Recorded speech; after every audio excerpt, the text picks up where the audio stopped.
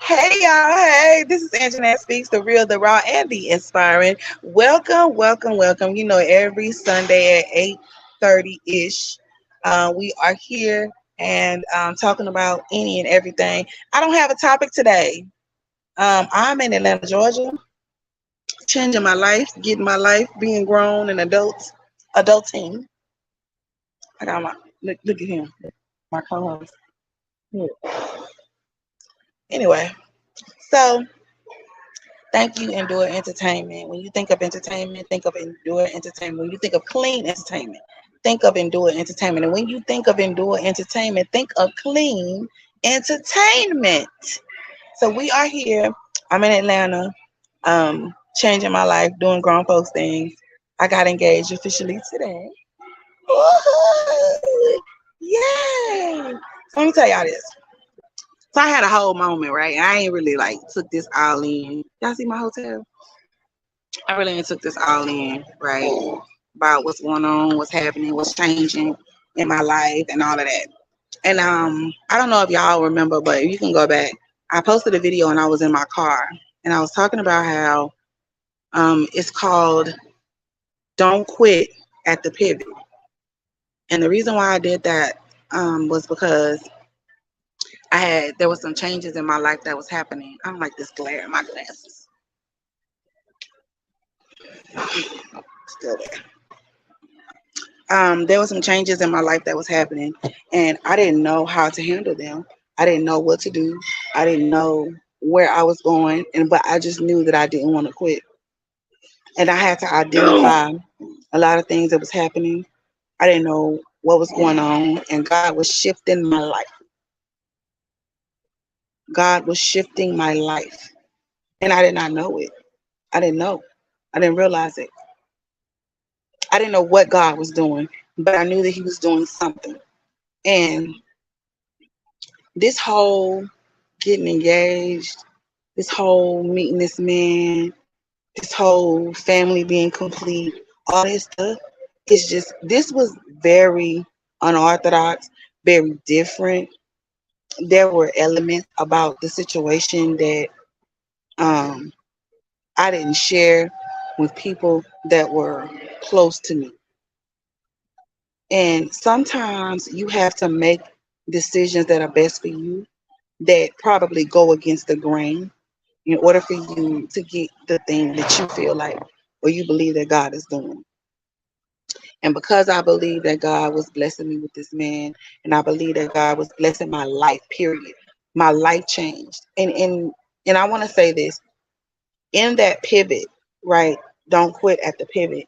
The reason why when I did that message, the point of that was to still believe in God and still believe in the power of God, in the changes that God is making in your life. Like when we are misplaced and we are displaced and things are all over the place, when you don't know why things are happening, God has a greater plan. And you have to remember that. I looked over my life and I didn't like my job. I didn't like my circumstances. I didn't like the relationship I was in. I didn't like nothing. This is a happy place. Yeah. I love it. I love it. I didn't like nothing. I was putting on the last day of our trip. This is the happy place. Nothing. I looked at myself in the mirror and did not recognize who I was. I didn't see me anymore. I saw brokenness. I saw hurt. I saw everything but who I was. I did not recognize my own strength anymore. I was crying. I was depressed. I was struggling. And still, I didn't quit. I bent. I wanted to tap out, but I didn't bend. And I didn't quit. And I lost church family. And I lost friendships. And in that moment, when I went through that lonely place, that wilderness, I put people in position, and I'm very careful of what I do and how I move and what I say, what I share. Like that time frame was so lonely. And it let me see who was for me and who wasn't for me. It helped me to see like people that I don't even talk to every day made sure I was good, while people that I talk to every day didn't even check on me to say how you doing. Because people felt, whatever they felt, and people are entitled to feel how they want to feel. But I want to say that you have got to get in a mindset of I deserve better than this and move in I deserve better than this. You don't have to put up with nothing that you don't want to for a job, for status, for nothing. But I trusted God. For first time in my entire life, I can honestly say I had no control over the situation. None. Okay? Because if I had control of it, I'd probably quit. I had no control over the situation. I had no control over the outcome. I had no control over the people involved. I had no control. God was in control. And because God was in control, and because He has my best interest at heart, I wasn't moving in my best interest. I was moving out of fear of being alone, fear of doing ministry by myself, fear of this, fear of that. I was moving in fear, holding on to things that I had no business. I should have let go a long time ago, but scared to be by myself. But now I'm not scared to be by myself. I'm moving in courageousness. I'm moving in wisdom. And it's just the thing that makes it go round. Faith in God. Faith in God. Not quitting when it gets rough, when things get tough. Not quitting. My whole life has changed in less than a year.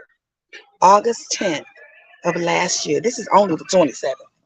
August 10th of last year, I left a very toxic situation. Walked off, left. Stopped going to my church. Stopped talking to my pastors. The whole nine. I don't talk to nobody that go to that church no more. Because he stayed and I left. And because he was still there, I didn't talk to nobody. I walked away. By this time last year, I was in my car at a hotel or at my mother's house with no place to live. This year, I'm engaged to the love of my life, my soulmate, my best friend, my homeboy, my confidant.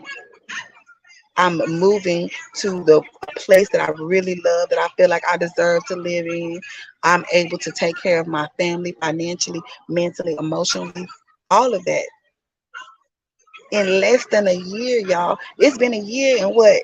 17, 20 days, 10 days, 17 days. A year, 12 months. My life looks totally different. And I'm going to tell you something. I don't share my stuff. And let me just like insert this real quick because I posted something about being on social media and being private. Very few people know this some of the stuff that me and my fiance have been through. And I mean few. And I mean few. One, because I realized that every listening ear is not a confidential ear.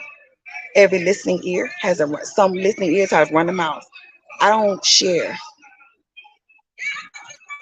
Yes, I am an emotionally in a better place. I am. I am.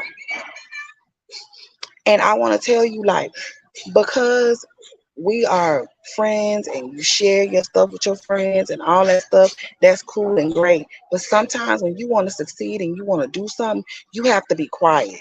And you can't let everybody know your stuff.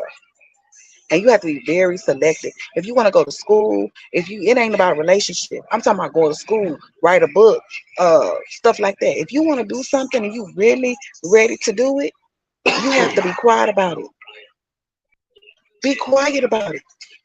You don't have to be secretive, but start being private is an amazing thing. People know I got a man, but people don't know what's going on with me, my man. Very few people. know the ins and outs and our milestones and all of that. Very few people. And I did that on purpose. I found out about who is there for you when you're going through really tough times. I found out who disappears when things get hard, when something hurts, and who shows up when it's hurting. See, my thing is when we clapping and everything is good and Jeanette is on and we writing books and we doing and we there and we partying and da da da da da da da. That crowd right there, that's cool. But what happens when tragedy hits your life?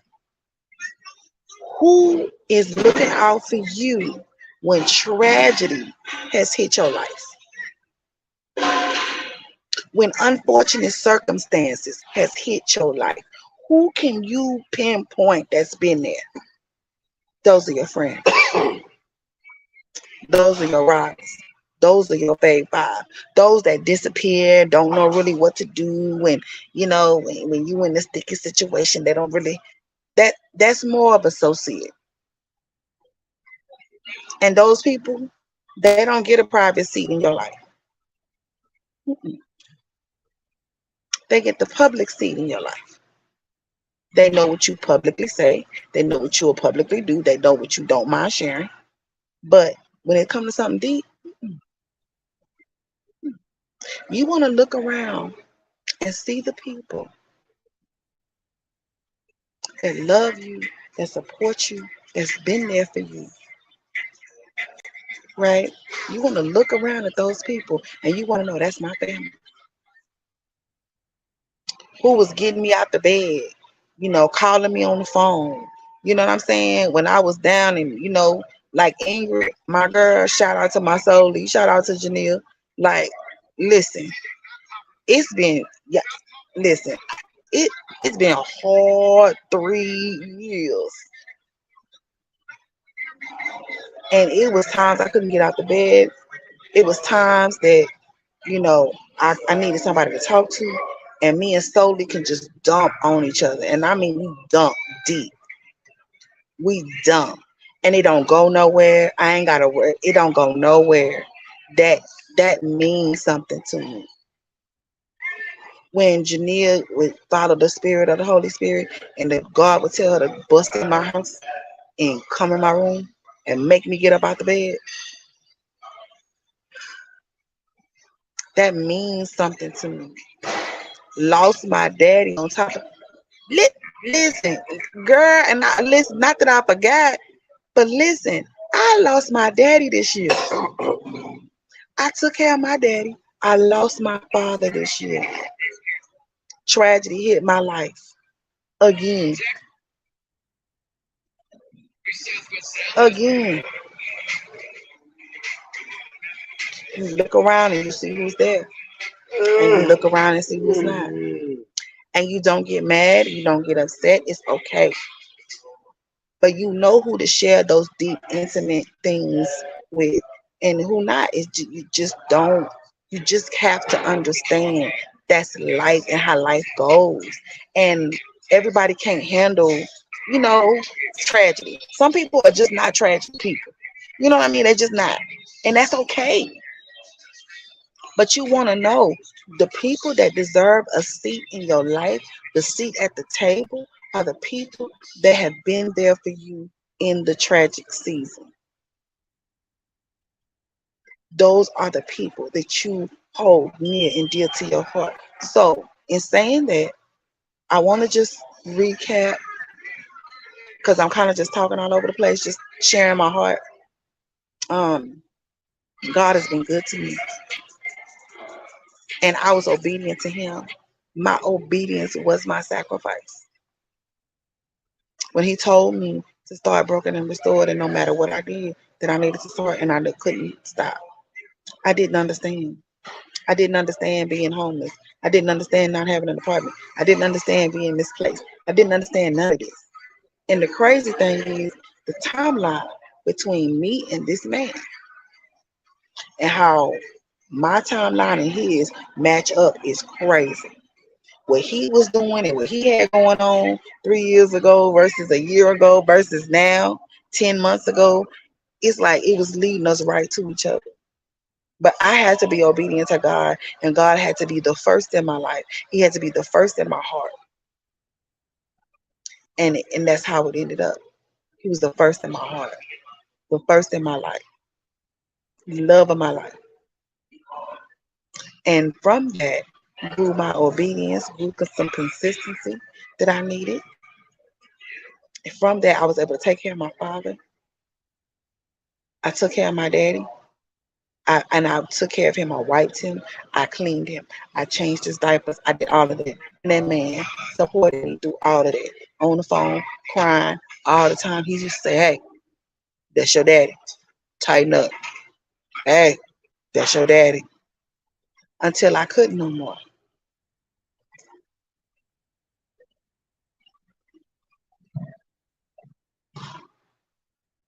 It's okay.